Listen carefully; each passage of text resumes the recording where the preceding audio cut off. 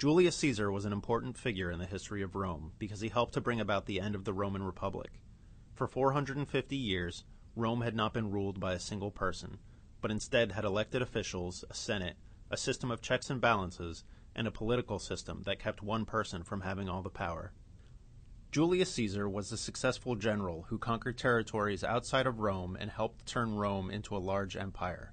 He became such a powerful figure that after defeating his political rivals, he took on the role of dictator, so that he picked all the candidates for the Senate and decided personally which laws would be passed. He didn't have a title such as king or emperor, and Rome was technically still a republic, but it wasn't working like one anymore. It had become a permanent dictatorship.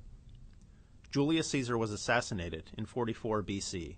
He was stabbed by a group of senators as he was on his way to the Senate.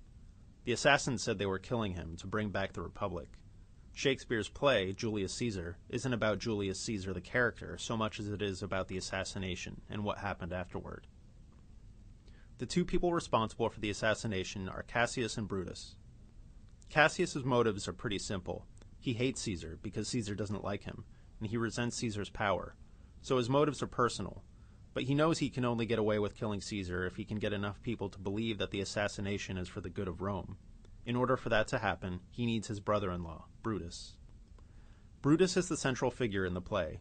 He's from an old and famous family, and he has a reputation for being noble. In fact, one of his ancestors, 400 years earlier, was responsible for overthrowing the last king of Rome and founding the Roman Republic in the first place. So it's partly Brutus's family name that's important. With Brutus's help, it's easier for the conspirators to say the assassination was for the good of the Republic. Another reason Cassius needs Brutus is that Caesar loves Brutus. Brutus and Caesar are friends, while Cassius is obviously not Caesar's friend. So if Brutus is the leader, it won't look like he's doing it for personal motives. At the beginning of the play, crowds of people are in the streets celebrating because Caesar has returned from beating his rival, Pompey, in a civil war. Two of the elected officials, Flavius and Marellus, go around driving these people off the streets and removing decorations from the statues. What they say to the people is, look, Caesar didn't come back from conquering a foreign enemy. He just beat Pompey, another Roman leader, so he could be dictator. What's to celebrate about that? Later we find out that Caesar has them removed from office for doing this. Next we see Caesar and his followers on their way to a celebration and a foot race. Whenever we see Caesar, he seems very arrogant. He gives orders to those around him and speaks about himself as if he's invincible. Calpurnia, Caesar's wife, is with him here. So is Mark Antony, Caesar's most loyal supporter. Mark Antony loves games, sports, parties, and drinking. Caesar trusts Mark Antony because he thinks someone like that, who enjoys life, is less likely to threaten him than someone who's always brooding and thinking, like Cassius. Cassius makes Brutus hang back from this crowd so he can try and convince Brutus that a lot of people in Rome think Brutus is just as good as Caesar and wish he would stand up and challenge Caesar's power. This is a lie. Cassius is just trying to manipulate Brutus. Later, Cassius even throws rocks with notes attached through Brutus's window and leaves notes on his chair in the Senate, so Brutus will think multiple people are trying to get him to stand up to Caesar. Brutus agrees to be part of a conspiracy against Caesar, and the rest of the conspirators gather at his house late at night. We can tell two things about Brutus already. One, he's idealistic, and two, he's a fool. A series of dramatic events occurs leading up to the assassination. A soothsayer, or fortune-teller, warns Caesar to beware the Ides of March, the day he actually does die. That's March 15th. A massive thunderstorm moves over Rome, with so much lightning it seems to be raining fire. People see a lion in the Capitol building, and others see the lion giving birth. Brutus's wife, Portia, tries to convince him to tell her what he's up to, since she's his wife. He almost does, but gets distracted at the last minute. Calpurnia has a dream in which Caesar is spouting blood from many wounds. She tries to convince him not to go to the Senate that day, and he agrees, but one of the conspirators, Decius, convinces him he'll look weak if he doesn't go.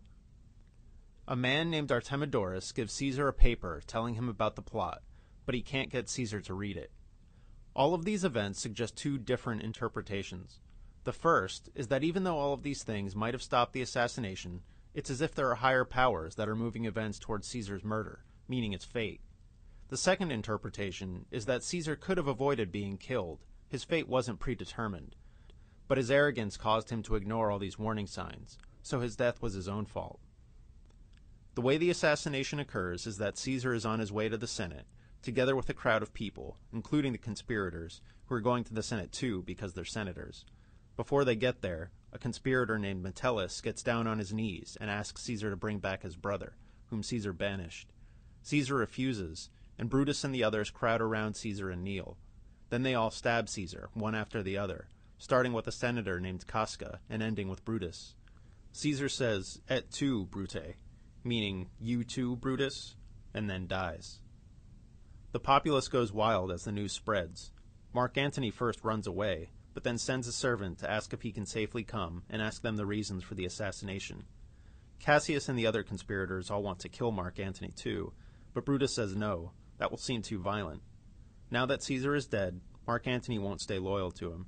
This is a big mistake. Mark Antony asks for permission to speak at Caesar's funeral. Again, Cassius and the others say no way, but Brutus says to let him, as long as he doesn't say anything bad about them, and if he's doing it with their permission, nothing can happen. This is another big mistake. Brutus gives a speech explaining that he loved Caesar, but Caesar was ambitious, meaning he wanted to be a king, and so Brutus killed him because he loved Rome more. The populace likes this speech. Then Antony speaks. He says he's not going to criticize the conspirators, but he reminds them how much Caesar did for them, and how he offered Caesar a crown and Caesar refused. Then he shows them Caesar's cloak and all of the holes stabbed through it, pointing out how Caesar loved Brutus and trusted the others who turned on him. He also reads them Caesar's will, in which Caesar left a huge amount of property to the people of Rome. The crowd goes wild and decides to burn the houses of the conspirators. Mob rule ensues, and Brutus and Cassius flee for their lives. 3 people take over in Rome: Antony, Julius Caesar's nephew Octavius, and Lepidus. They raise armies to fight Cassius and Brutus, and make lists of people to be killed because they support Brutus. Cassius and Brutus each lead an army as they fight a civil war against Antony, Octavius, and Lepidus. The next time we see them, they are meeting together with their armies, and they get in a big fight in their tent. Brutus criticizes Cassius harshly for taking bribes, and then he criticizes him for not sending Brutus money to pay his own soldiers, because Brutus is too pure to take bribes himself. They eventually make up and become friends again, but once again we can see that Brutus's idealism and poor judgment are big weaknesses. He absolutely needs Cassius to win this war, so it's foolish for him to criticize Cassius the way he does. And he's hypocritical. He needs money too, but he won't do what he needs to do to raise it. Brutus wants them to take their armies to fight Antony and Octavius at Philippi. Cassius points out some flaws in this plan, but Brutus insists. Caesar's ghost appears to Brutus that night, telling Brutus he'll see him at Philippi. The armies meet and have a battle. Antony's army defeats Cassius's army, but Brutus's army defeats Octavius's. Cassius sends his friend Titinius to investigate, and he thinks he sees Titinius being captured, even though Titinius actually meets friendly soldiers. But Cassius commits suicide because he thinks he sent his best friend to be captured. The armies fight again, and this time Brutus loses. Before he can be captured, he kills himself by running onto his sword while one of his soldiers, Strato, holds it. When Antony discovers Brutus's body, he says that he was the noblest Roman of all.